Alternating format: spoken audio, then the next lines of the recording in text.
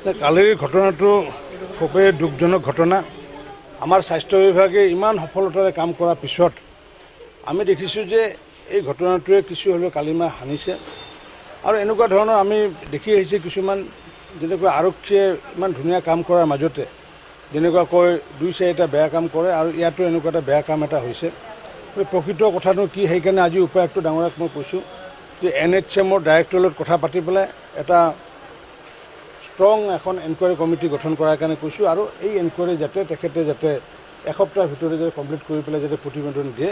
আমি যাতে ইয়াৰে মূল কথাটোনো কি আমি ইতিমধ্যে ইনচাৰ্জক এইটোৱে কৈছোঁ যে তেখেতে জইন কৰাৰ পূৰ্বতে যদি চিজাৰিনৰ হাৰ যদি কম আছিলে আৰু এতিয়া যদি চিজাৰিনৰ হাৰ বেছি তেতিয়াহ'লে সেই বিষয়টো চাব লাগিব। কাৰণ কিয় বহু আমাক ইয়াতে অভিযোগ দিছে যে চিজাৰিন কৰাৰ কাৰণে তেওঁলোকক মানে ইনস্পিৰেশ্যন কৰা হয়, তেওঁলোকক উৎসাহিত কৰা হয় যে চিজাৰিন কৰিব লাগিব।